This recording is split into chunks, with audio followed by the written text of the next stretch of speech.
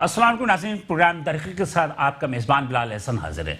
नाज़रीन, मुल्क की जो मौजूदा सूरत हाल है वो मौजूदा सूरत हाल मईशत के हवाले से बहुत बेहतर भी नहीं है तो बहुत ख़राब भी नहीं है। कोरोना वायरस की वबा की वजह से जो मुल्क के अंदर एक मुआशी सरगर्मियाँ जो मान पड़ गई थी और तकरीबन जो अवाम में एक मायूसी थी, सरमायाकारों में मायूसी थी, वो थोड़ी बहुत जो है वो ख़त्म हुई है। कोरोना वायरस की वबा गो के ख़त्म नहीं हुई, लेकिन उसका असरात जो है उसकी कमी की वजह से मुआशी सरगर्मी में भी कुछ तेज़ी आई है। ताजिर और सरमायाकारों में भी जो है वो थोड़ी बहुत जो है उनकी खुशी की लहर है। बहुत सारे मसाइल हैं, मसाइब है, मुश्किलात हैं, सब कुछ अपनी जगह, लेकिन फिर भी मौजूदा सूरत हाल में मौजूदा हुकूमत की अपनी पॉलिसी अच्छी थी या आवाम की जानिब से उन दुआओं ने असर दिखाया जो कि उन्होंने अल्लाह ताला से तौबा की कि अपने आमाल के लिए जो कि वबा इन पर मुसल्लत हुई थी। लिहाजा इस वक्त की जो मुझे मजमूई सूरत हाल है वो मजमूई सूरत हाल हम ये देखते हैं कि स्टॉक मार्केट जो कि किसी भी मुल्क की मुआशी आशारिये का एक आईना होता है वो बहुत बेहतर कारकर्दगी दिखा रहा है। डॉलर की जो अपनी नर्ख है वो भी एक जगह आके थम चुका है। तरसीलात ज़र की वजह से ज़रबाबदाली के ज़खायर भी जो है एक मखसूस हद तक पहुँच चुके हैं जो कि हम उसको सेटिस्फैक्ट्री कह सकते हैं कि ये मुतमईन करने के लिए हैं। गो कि इसमें मज़ीद इजाफा होना चाहिए। तिजारती खसारे में कमी आई है और इसके अलावा हुकूमत की जानिब से FBR में इस्लाहात के हवाले से भी जो है वो कुछ पॉलिसीज को लाया जा रहा है और ख़बर ये भी है कि FBR में तकरीबन 75 के करीब जो है मुख्तलिफ छोटे बड़े असरार के खिलाफ तहक़ीक़ात हो रही हैं। बहुत सारी चीज़ों पे दुरुस्त किया जा रहा है ताकि FBR में से भी करप्शन को दूर किया जाए और करप्शन की जानिब हुकूमत जो है वो बेहतर कारकर्दगी दिखाने की कोशिशें कर रही हैं। गो कि अपोजिशन की जानिब से उन पर काफ़ी ज़्यादा दबाव भी है।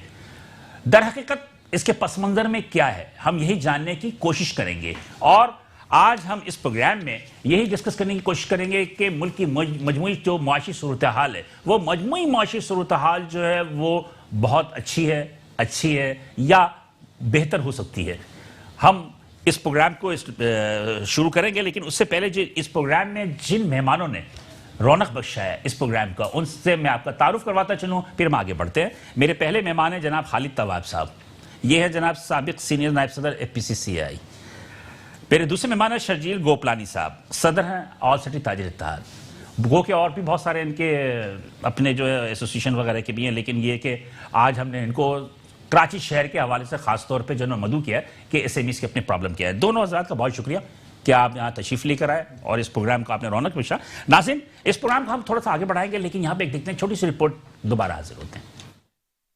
मुल्क में कोरोना वायरस की वबा कम होने के बाद मुआशी सूरत हाल की जानिब हुकूमत की काविशों की वजह से सूरत हाल में नुमाया बेहतरी नजर आने लगा है। तिजारती खसारे में कमी के साथ साथ बहुत से शोबों में मुआशी आशारिया बेहतरी की जानिब गामजन है। सियासी चपकलिश और खींचातानी ने मुल्क की सूरत हाल को कशीदा करके रखा हुआ है, जिसकी वजह से अवाम और सरमायाकारों में तशवीश पाई जाती है। लेकिन इन सब के बावजूद स्टॉक मार्केट जो कि किसी भी मुल्क की मईशत का आईनादार होता है बहुत अच्छी कारकर्दगी की जानिब गामजन है। को के बैनुल-अक़वामी हालात के बायस किसी भी वक्त मौजूदा कारकर्दगी से कम हो सकता है। डॉलर की ऊंची परवाज एक मखसूस जगह आकर थम चुकी है। ज़र मुबादला के ज़खायर तरसीलात ज़र में इजाफे के बायस बेहतर पोजीशन में, लेकिन इन सब के बावजूद हुकूमत को मुल्की सरमायाकारों को बेहतर पॉलिसीज देनी पड़ेगी, जिनमें इंफ्रास्ट्रक्चर की बेहतरी के साथ साथ बिजली, गैस और पानी के नरखों में कमी और दीगर सहूलियात देना चाहिए ताकि खित्ते के दीगर ममालिक की मसनूआत का मुकाबला करने की पोजीशन में आ सके।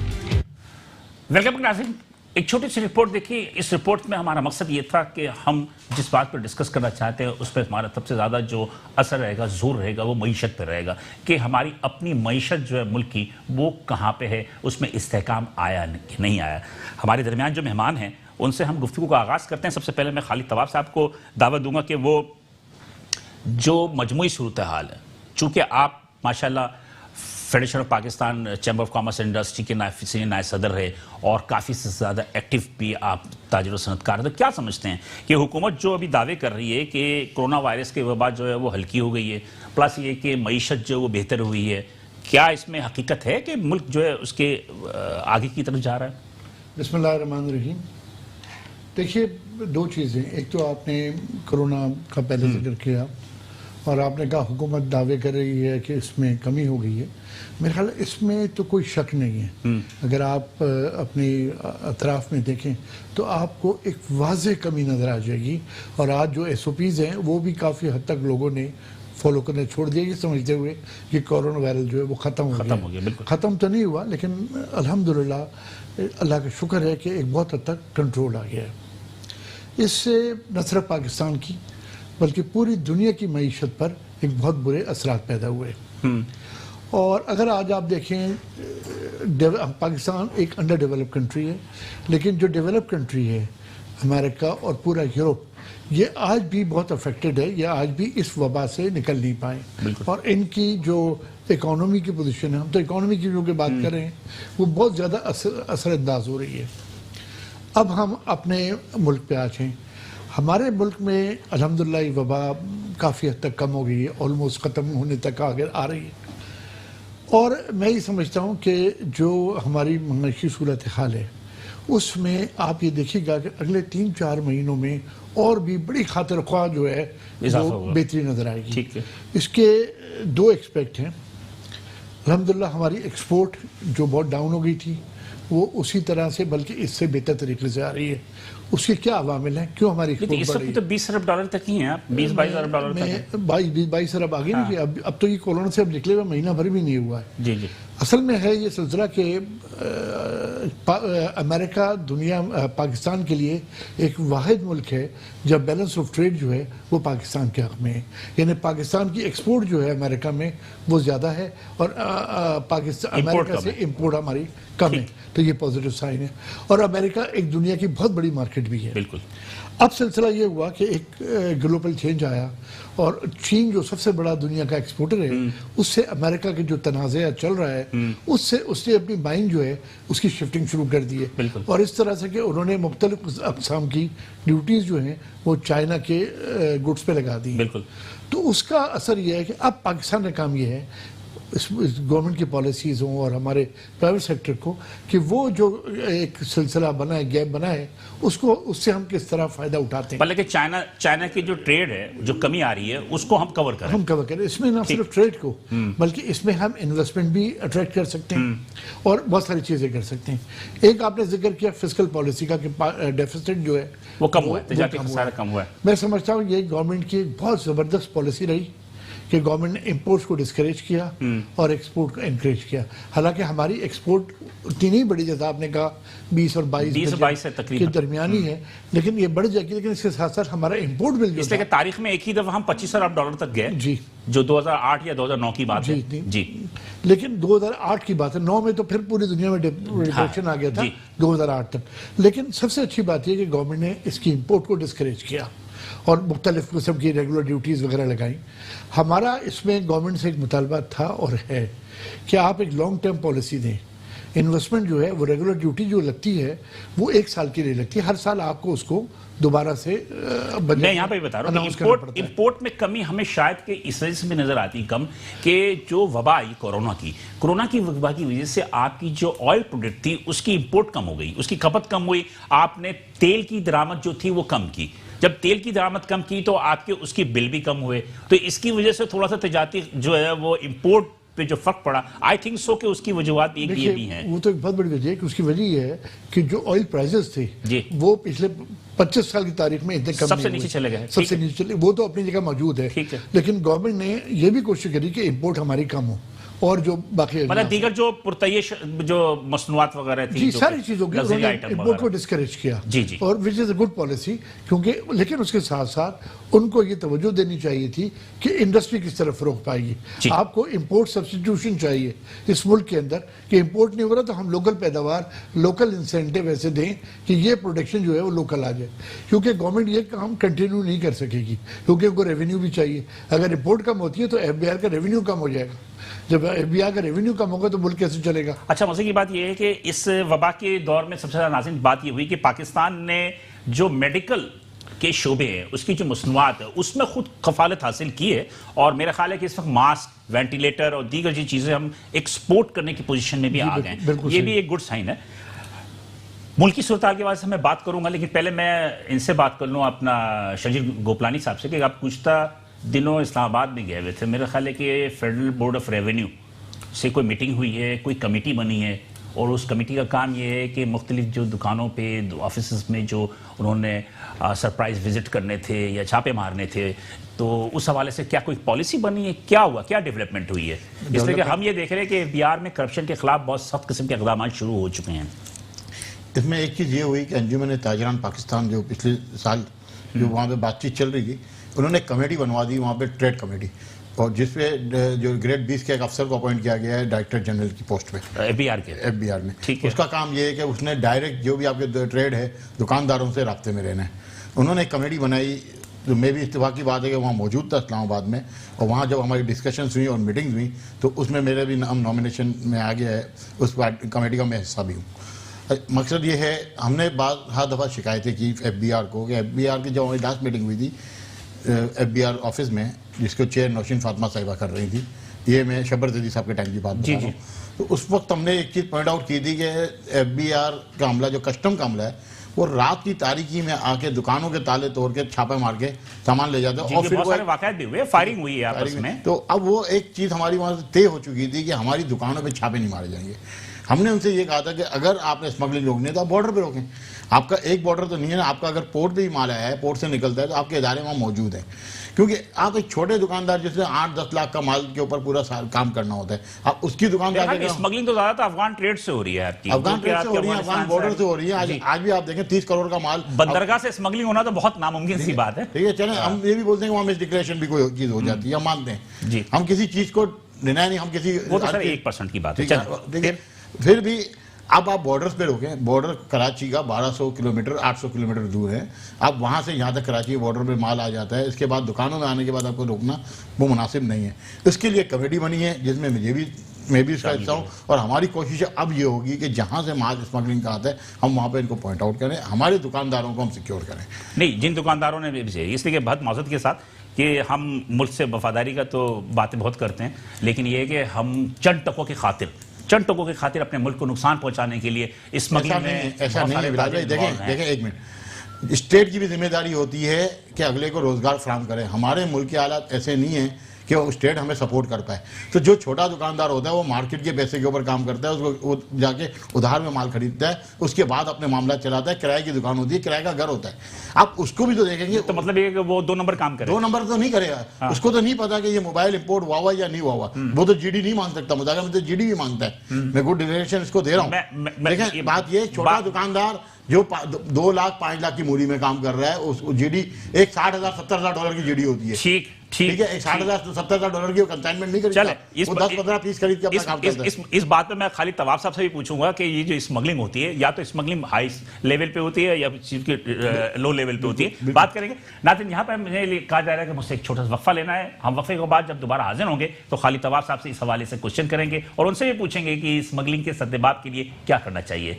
साथ रहिएगा।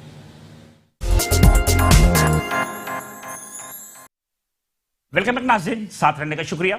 वक्फे में जाने से कबल एक गुफ्तगू चल रही थी जिसमें शजील गोपलानी साहब बता रहे थे कि एबीआर की कमेटी बनी है जिसमें कि ताजिरों को भी उन्होंने शामिल किया है, और वो इस बात का पॉइंट आउट करेंगे कि जिन जिन जगहों पे कोई भी स्मगलिंग के सामान आता है या स्मगलिंग के सामान का माखज़ क्या है, कहाँ से ये आता है, तो ये ताजिर उसको पॉइंट आउट करेंगे, बल्कि एबीआर की ये मदद करेंगे। यकीनी तौर पर ये बात है। मैं ये कह रहा था कि शजील गोपलानी साहब की अपनी जो पॉइंट आउट है वो बिल्कुल सही है, दुरुस्त है कि हम बताएंगे। मुझे एक बात बताइए, आज 70 साल 75 साल हो गए, नहीं पता बच्चे को कि स्मगलिंग में कौन इन्वॉल्व है, कहाँ से आता है, कैसे आता है, आप कैसे उनको पकड़ेंगे, कैसे बंद करेंगे आप? देखिए, मैं आपको बात बताऊं, अगर आप मेमोरी रिकॉल करें तो एक शुएब सटल साहब हमारे यहाँ हुआ करते थे, डीआईजी साहब। नहीं, वो फिर उसमें आ गए थे, मोहतसब में आ गए थे जी। और उन्होंने पूरी एक रिपोर्ट तैयार करी, और वो रिपोर्ट जो है वो अफगान ट्रांजिट कार्गो के बारे में, बिल्कुल। और उन्होंने कितने 1000 कंटेनर बताए जो कराची पोर्ट से निकले जी, और वो अफगानिस्तान के नहीं पहुंचे। और उसका मेरे साथ भी उनका काफ़ी इंटरेक्शन हुआ इस सिलसिले में, क्योंकि एक ज़माने में बड़ा बर्निंग इशू था। उन्होंने कहा जी एक कंटेनर यहाँ से निकला कराची पोर्ट से, और 48 घंटे के अंदर वो दोबारा कराची पोर्ट वापस आ गया जी। तो ये कैसे मुमकिन है? आउटसोर्स बिल्कुल सही बात है। तो ये सारी रिपोर्ट आई, तो ये बच्चे को नहीं मालूम, सारी गवर्नमेंट। लेकिन खालिद तवाब साहब इस पे इंक्वायरी हुई, लेकिन ये फेक हुआ, ये फेक साबित हुआ। मेरी सुनिए, उन्होंने कहा जी इतने नंबर ऑफ कंटेनर्स पे ऑब्जेक्शन था, वो साबित करने वालों ने साबित कर दिया। फिर उसके बाद हमारा सारा ट्रेड इंडस्ट्री का मुतालबा था कि जनाब आप ऐसा करें, जो अफगान ट्रांजिट में जो माल जाता है इनसे आप एक बैंक गारंटी ले लें। अगर ये बैंक गारंटी ले लेते हैं और उसके बाद आप ये प्रूफ दे देते हैं कि बॉर्डर क्रॉस हो गया, तो इनकी बैंक गारंटी जो है वापस दे दी जाए। जिस पे फिर बड़ा एहतजाज हुआ, जो ये लोग ये काम करते हैं। इन्होंने कहा जी छोड़े बैंक गारंटी को। इसके अलावा ये हुआ कि अफगान ट्रांजिट ट्रेन के जो कंटेनर्स पर ट्रैकर लगाया जाएगा जी। फिर उन्होंने कहा जी आप ये छोड़े, आप इंश्योरेंस गारंटी ले लें। अच्छा, बैंक गारंटी में आपको बैंक गारंटी लेने के लिए अब नए कानून के हिसाब से तकरीबन ये तो कोई सिक्योरिटी रखनी पड़ती है, ये 100% मार्जिन रखना पड़ता है। जी बिल्कुल सही कह रहे हैं। तो अब उसके बाद जो एक ज़माने में इंश्योरेंस गारंटी भी होती थी, अब पता नहीं इंश्योरेंस गारंटी की क्या सूरत है। फिर उन्होंने कहा जी इंश्योरेंस गारंटी ले लें। तब आप साहब मेरे साथ MD water board Khalid Mahmood Sheikh साहब मेरे साथ लाइन पे, मैं जरा उनसे पूछ लूं कि यहाँ पर हमारी गुफ्तगू चलती रहेगी। अस्सलाम वालेकुम सर। इनसे एक सवाल मैंने भी करना है। बहुत शुक्रिया सर कि आपने हमें टाइम दिया और हमसे बात कर रहे हैं। क्या सूरत हाल है सर बारिशों के बाद से? देखें, बारिशों के बाद ज्यादा बड़ा इलाका जो कराची का है वो तो तकरीबन साफ हो गया, आपने देखा है। उसमें ज्यादा सी प्रॉब्लम नहीं है, लेकिन कुछ इलाके ऐसे हैं जो अभी भी जहां पानी मौजूद है और जहां पर हम कोशिश कर रहे हैं, और वो खासतौर पे खारादर और उसका एडजॉइनिंग एरिया और टाउन जो टावर वाला एरिया, ओल्ड सिटी एरिया जिसको कहते हैं, ओल्ड सिटी एरिया जिसे हम कहते हैं, तो उसमें दोपहर तक हमने काफी हद तक जो है पानी कम कर लिया था। लेकिन उसके बाद हुआ ये कि कुछ सनडाउन हुई हैं कराची में। 72 इंच डाया की एक रेंजर्स के पास हमारी लाइन बैठी है, एक 36 इंच की बैठी है आगे। फिर उसके बाद जाउदी रोड पर एक 66 इंच की लाइन हमारी बैठी है। तो इस वक्त भी हम वहाँ काम हो रहा है, तीनों चारों जगहों पे काम हो रहा है। और तकरीबन मैं समझता हूँ 25 से 30 जो सनडाउन मेजर हुई है हमारी, जिन पर हम काम कर रहे हैं, और अगले 2 दिन में काम खत्म हो जाएगा। जी जी। तो ओवरऑल बारिश का पानी तो तकरीबन खत्म हो गया, सिवाय जो मैंने आपको बताया था। अच्छा, खालिद शेख साहब, बात ये कि मेरे सामने जो है ना वो ताजिर बैठे हुए हैं, और ताजिरों की शिकायत सबसे ज्यादा ये है कि जो मेडिसन मार्केट है, बोल्टन मार्केट है, क्लॉथ मार्केट है, इसके अलावा कुरंगी में बहुत सारी मार्केटें थी, मलिर में थी, वहाँ अभी तक पानी मौजूद है। और इनके तिजारत खास तौर पर तो वो कह रहे हैं कि तिजारत जो है हमारा तो बेड़ा गर्क हो गया। और डिफेंस और क्लिफ्टन वाले तो ये कह रहे हैं कि जनाब आली कि इनको जो डिफेंस और क्लिफ्टन के जो कंटोनमेंट बोर्ड है वो हर्जाना अदा करेंगे, इसलिए कि इतना पानी जमा हो गया है कि अभी तक पानी हट नहीं सका। के इलेक्ट्रिक कहती है कि पानी जो है वो जब तक नहीं हटाएंगे हम बिजली नहीं दे सकते। तो अभी भी कुछ कंट्रोवर्सी तो मौजूद है।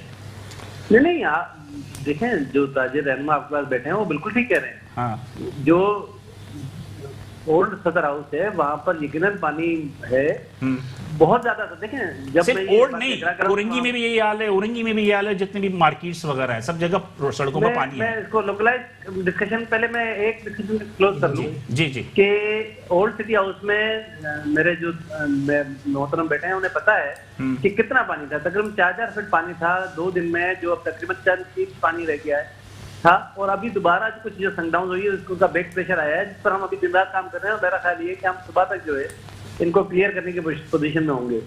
ये तो मैं आपको बात किया था ओल्ड सिटी हाउस की, जो ज्यादा फोकस है। बाकी मुख्तलिफ जगहों पर यकीनन छोटी छोटी जगहों पर जहाँ मार्केट है, बात ये कि इंडस्ट्रियल एरिया जिसमें साइट सुपर हाईवे है, साइट का इंडस्ट्रियल एरिया है, कोरंगी इंडस्ट्रियल एरिया है। नहीं, साइड सुपर हाईवे पे तो कोई ऐसी सूरत नहीं है। मैं खुद वहां पर चक्कर मेरा ख्याल है उनकी चेयरमैन का मेरे पास फोन भी आया था, इत्तेफाक की बात है मैं उनको ले नहीं सका लाइन पे, लेकिन उन्होंने भी शिकायत है। जी, ये खालिद तवाब साहब जो है आपसे कुछ पूछना चाहते हैं। हाँ जी जी। खालिद साहब, मेरा नाम भी खालिद ही है इत्तेफाक से।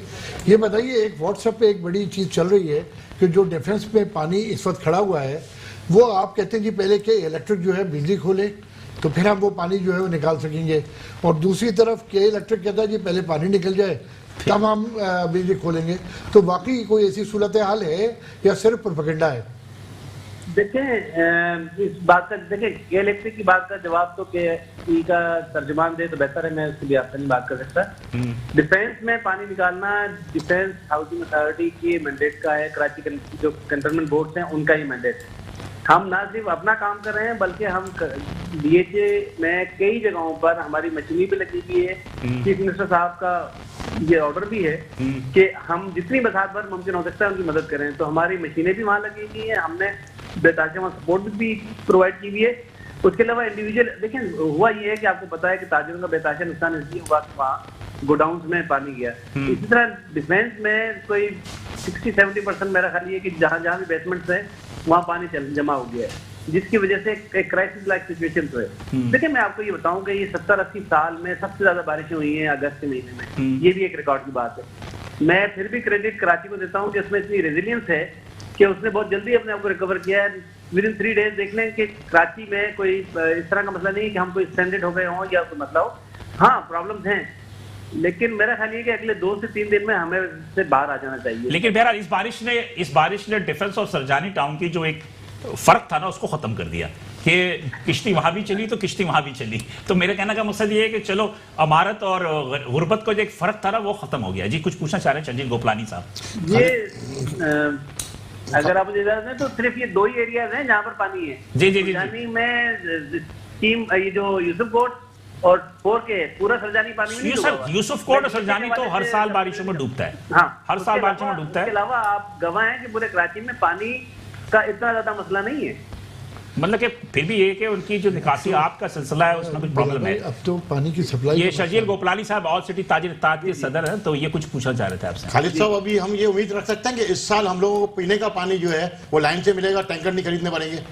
इसलिए हब डैम पूरा भर गया। जी आप हम उम्मीद रख सकते हैं कि शायद मैं इसका मुख्तसर जवाब दे देता हूँ, इसका जवाब बहुत बड़ा है।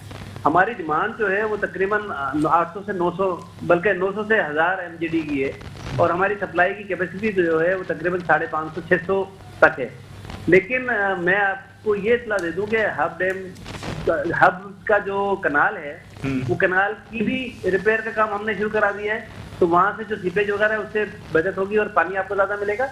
उसके अलावा पानी के हम 2-3 मंसूबे हमने और छोटे छोटे शुरू किए हैं जिससे कराची की अब काफी हद तक रिक्वायरमेंट को जो है पूरी कर रहे हैं, काफी हद तक पूरी कर सके। चलिए जी, बहुत शुक्रिया सर। खालिद साहब बहुत शुक्रिया।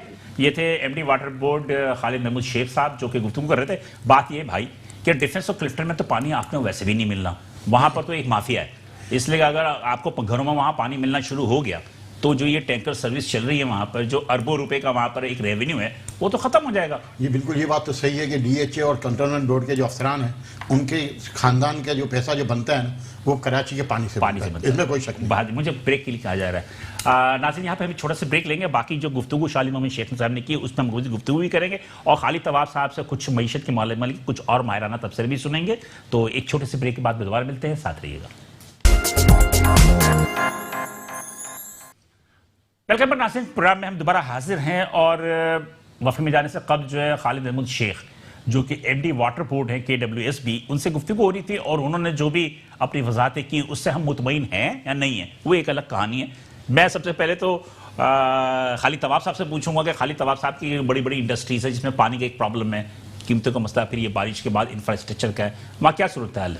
देखिए मैं बिलाल भाई आपको बताऊं कि हम वो बदनसीब लोगों में से हैं जो अपना चोरी किया हुआ पानी जो है वो हम खुद खरीदते हैं। ये सबसे शायद पूरी दुनिया में ऐसी मिसाल आपको कहीं ना मिले। जैसा अभी वक्फे के दौरान आपने जिक्र किया कि टैंकर माफिया जो है वो इस शहर की इतनी स्ट्रॉन्ग है कि वो पानी पहुंचने नहीं देती है एंड कंज्यूमर तक, स्पेशली इंडस्ट्री के अंदर या पूरा डिफेंस के अंदर। तो अगर ये एक सिस्टम बना ले तो शायद क्योंकि वो फौज के हाथ में है चीजें बेहतर कंट्रोल। मुझे एक बात लगती है कि डिफेंस में बराबर में आपके समंदर है, आप आरओ प्लांट क्यों नहीं लगाते, आप रिवर्स ओस्मोसिस के जरिए पानी को मीठा क्यों नहीं करते, आप वहां से पानी हासिल क्यों नहीं करते? बिलाल भाई आपकी बात 100% दुरुस्त है, लेकिन 2 चीज़ें हैं। क्या वाकई पानी की शॉर्टेज है? अगर पानी की शॉर्टेज हो तो फिर टैंकर से भी पानी ना मिले आपको।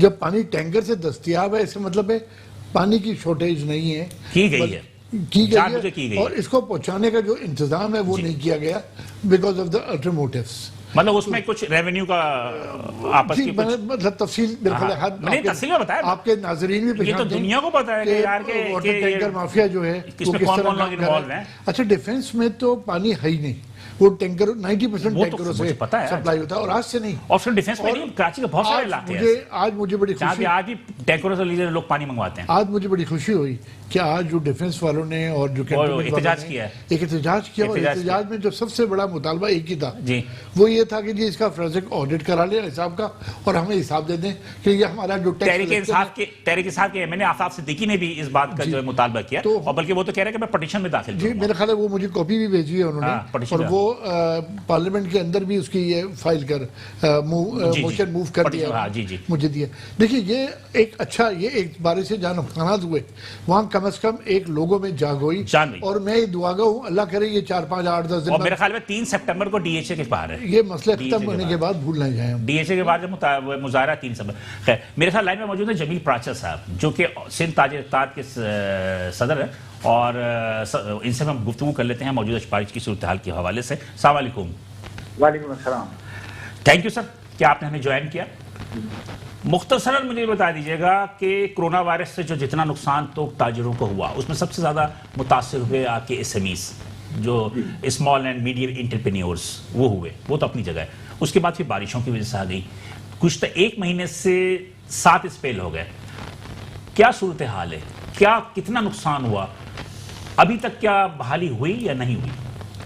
देखें, मैं बड़े हैरान हूँ इस बात पर कि अफसोस के साथ ये कहना पड़ता है, जो भी चैनल्स पे आता है वो आकर ये बात करके चला जाता है कि जी अब सूरत हाल बहुत बेहतर है, बेहतर हो रही है।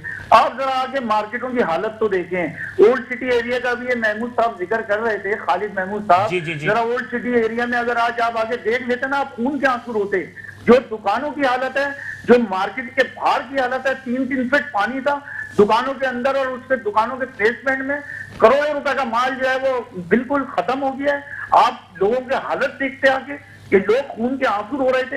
ये सिर्फ आप उर्दू बाजार पे आके देखें, 3-3 फीट दलदल है। हमने ताहाल अभी भी मौजूद है, और अभी भी मौजूद है, कोई जा नहीं सकता, सड़क क्रॉस नहीं कर सकता, लोग घरों में महसूर होकर रह गए हैं। आप कराची के मुख्तलिफ इलाकों में दौरा करके देख लें, जो सूरत हाल है इंतहाई तशवीशनाक है। लेकिन मैं कहता हूं कि बड़े अफसोस के साथ आज वफाकी हुकूमत के नुमाइंदे सूबाई हुकूमत से लड़ रहे हैं, सूबाई हुकूमत के नुमाइंदे वफाक से लड़ रहे हैं। ये सब इनकी मिली भगत है।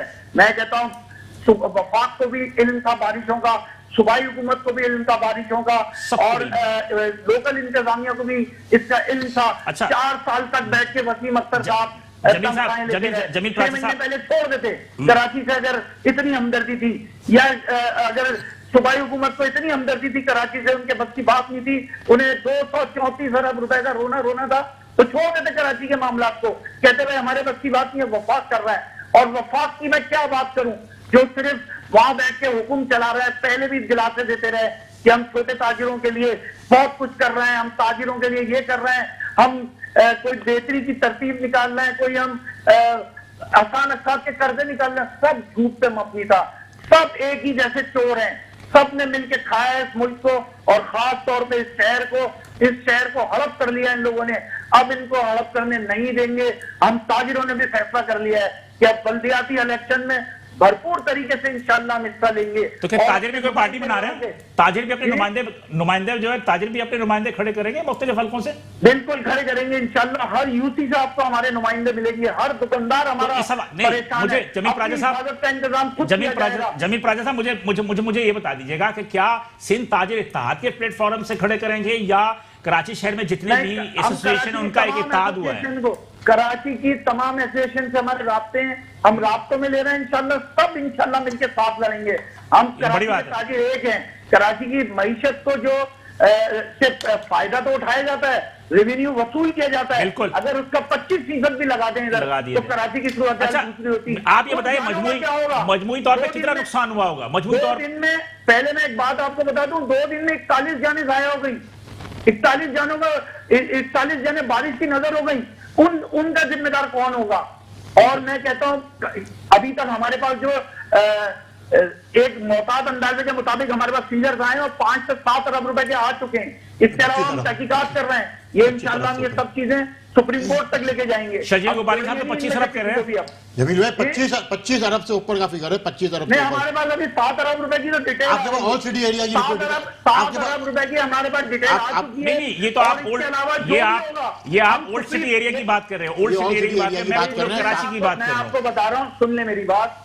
जो हमारे पास फिगर्स लोग भेज रहे हैं मुख्तलिफ मार्केटों से, कराची की मुख्तलिफ मार्केटों से भेज रहे हैं, वो हमारे पास जमा हो रहे हैं। ये इंशाल्लाह 1 हफ्ते में काम निपटा के हम एक हफ्ते में ये सारा काम निपटा के जो भी इसका अर्जान है वो हुकूमत से जरूर वसूल करेंगे। हम सुप्रीम कोर्ट जाएंगे। और मैं चीफ ऑफ आर्मी स्टाफ से अपील करता हूँ, मैं चीफ जस्टिस साहब से अपील करता हूँ, खुदा के वास्ते ये एडमिनिस्ट्रेटर इन चोरों में से लाके ना बिठाएं। चलिए बहुत शुक्रिया। ये फिर खा जाएंगे, ये एडमिनिस्ट्रेटर भी लाके ताजिरों में से बिठाएं। चलिए बहुत शुक्रिया, बहुत शुक्रिया जमील पराचा साहब। ये बहुत बड़ी मतलब ये कि आपका मुतालबा है कि हकीकत है कि कराची का एडमिनिस्ट्रेटर इस दफा किसी ताजिर को, जो एक मुमताज ताजिर हो, उसको बना के देखें कि शायद उससे कोई फर्क पड़ता है या नहीं पड़ता। लेकिन बहरहाल ये जो कह रहे हैं कि अभी भी सूरत देखा खराब है, सब कुछ है और इतना नुकसान हुआ, तो आप लोगों ने अभी तक किसी से क्लेम किया? देखिए क्लेम कल से हमारे पास आने शुरू हो जाएंगे। हाँ। जैसे जमील भाई ने बोला, मार्केट 2 अरब से ऊपर का नुकसान तो सिर्फ और सिर्फ नर्सरी की फर्नीचर मार्केट का है। ठीक है, सिर्फ नर्सरी, बिल्कुल सही कह रहे हैं। सारे पोस्ट एरिया का फर्नीचर नर्सरी का तो फर्नीचर मार्केट का बेड़ा गर्क हुआ है। आपका कम अज कम 1 अरब का नुकसान मेडिसिन मार्केट का है। अच्छा, आज मेरी बात हुई थी कि आज भी वहां पर पानी खड़ा हुआ था मेडिसिन मार्केट। मेडिसिन मार्केट में तो अब चल ही नहीं सकते, इतना कीचड़ है। अब जहां पे लाइफ सेविंग ड्रग्स हैं वहां पे आपका कीचड़ पड़ा हुआ है, गंद पड़ा हुआ है। वो दवाइयां आप अपने बच्चों को देंगे जो कि पूरे पाकिस्तान को ड्रग्स सप्लाई करती है। आप 25 अरब का फिगर कैसे लेकर आ गए? मैं आपको बता रहा हूँ 1 अरब से ऊपर का फिगर जो आपका है वो सिर्फ मेडिसिन मार्केट का है। इसके बाद आपकी कपड़ा मार्केट्स हैं, इसके बाद सारी छोटी छोटी मार्केट, इसके अलावा 200 से ऊपर बेसमेंट में पानी है सिर्फ डिफेंस के, सिर्फ 200 से ऊपर। और कोई भी कुरंगी, उरंगी, मनीर सब आप अगर बड़ी बड़ी मार्केट है यहाँ पे भाई जी, 25 अरब से ऊपर का फिगर जा रहा है। 25 अरब से ऊपर बारिशों में नुकसान, बारिशों की बात करो। कोरोना वायरस से इतना नुकसान नहीं हुआ जितना बारिश से नुकसान हुआ, क्योंकि सारा स्टॉक अंदर था ना। कोरोना वायरस में तो सिर्फ और सिर्फ हमारी अपने जो है खर्चे का नुकसान हुआ।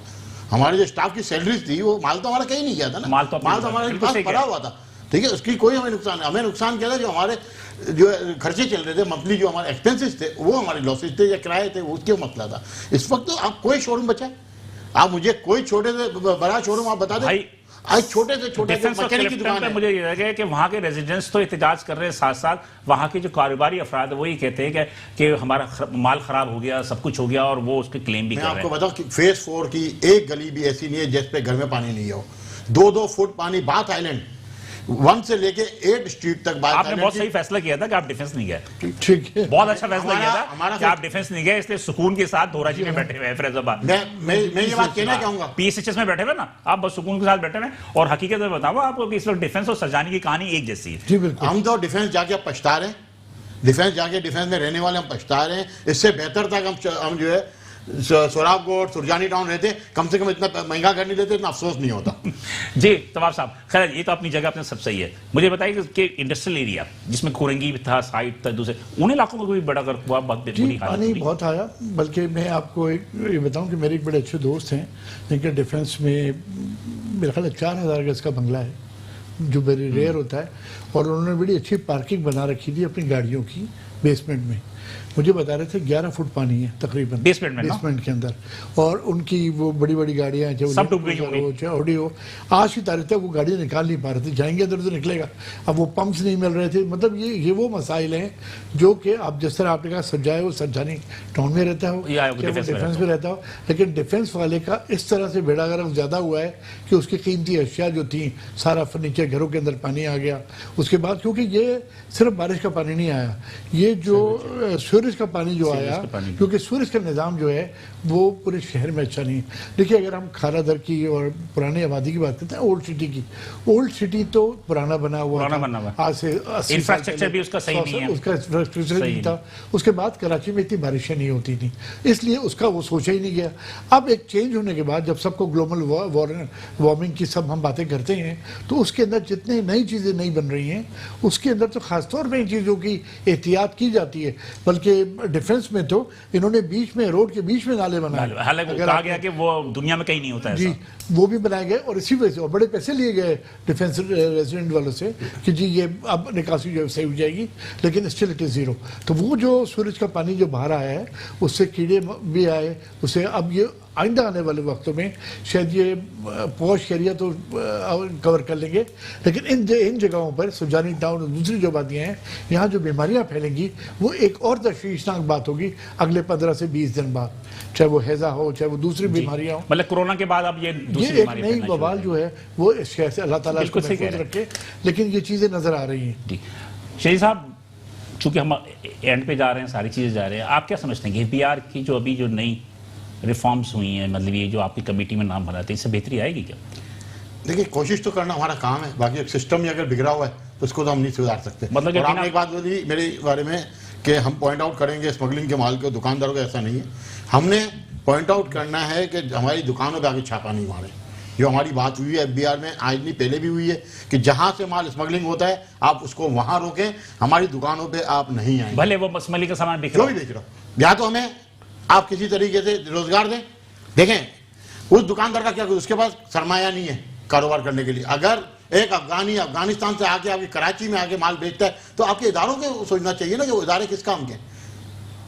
कराची की दुकान पे आके अगला माल देकर जा रहा है तो इदारे सो रहे हैं, पैसे वो कमाएं और जलीलो ख्वार हमारा दुकानदार हो। मैं तो नो कमेंट्स ही ये कहूंगा। ये नहीं होगा। नहीं, मैं थोड़ी- आप बिल्कुल सही है, आप नो कमेंट्स कहें, लेकिन मैं ये बात कहूंगा कि जो इदारे सो रहे हैं ना वो उसको वहां पे रोकें, यहाँ आके दुकानदार को तंग ना करें।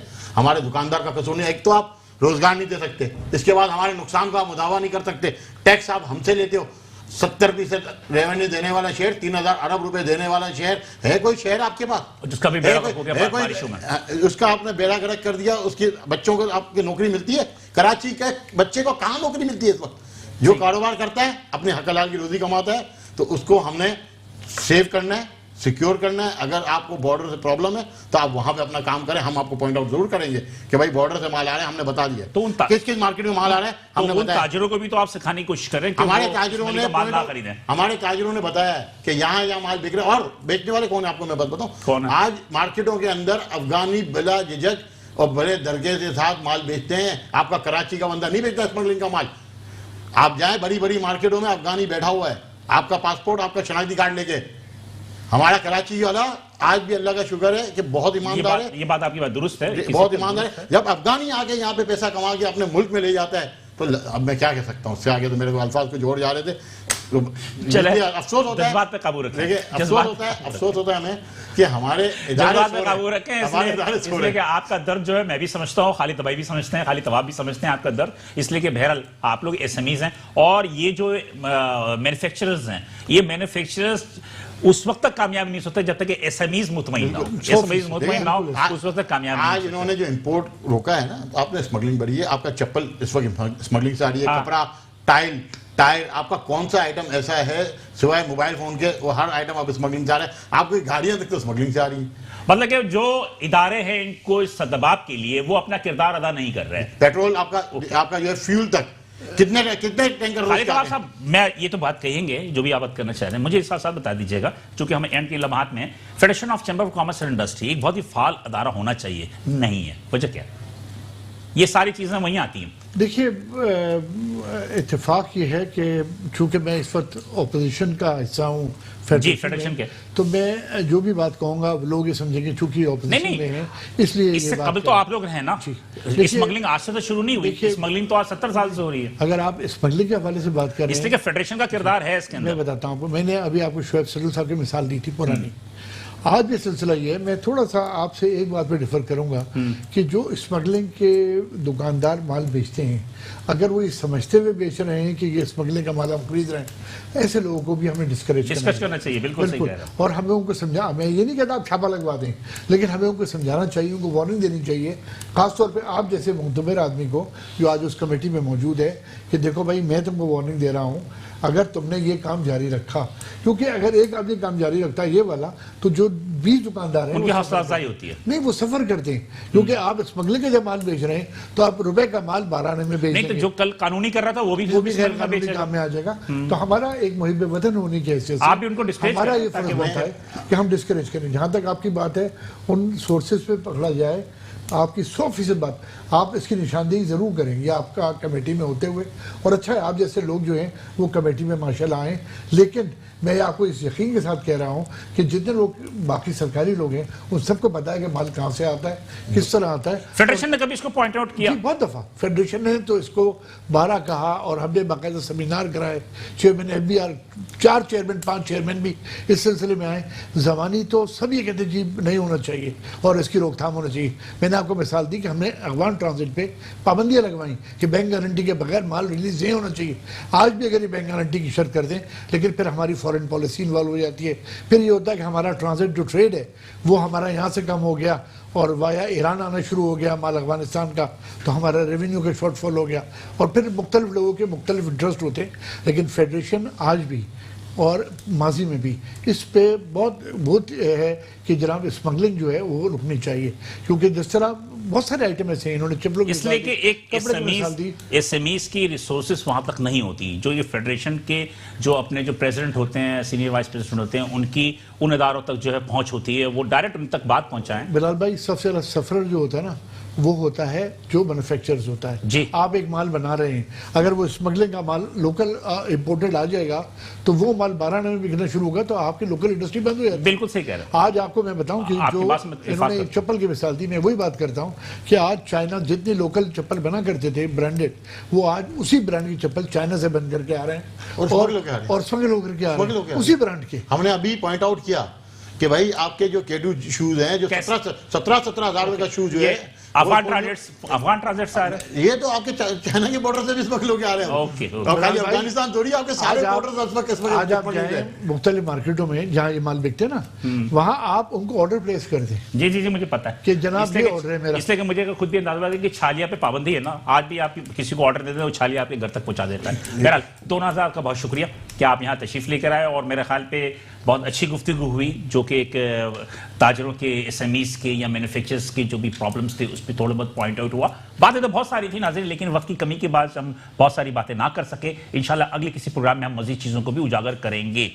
बिलाल हसन को इजाज़त दीजिए, इंशाल्लाह अगले हफ्ते इसी दिन इसी वक्त दोबारा आपसे मुलाकात होगी। अल्लाह हाफ़िज़।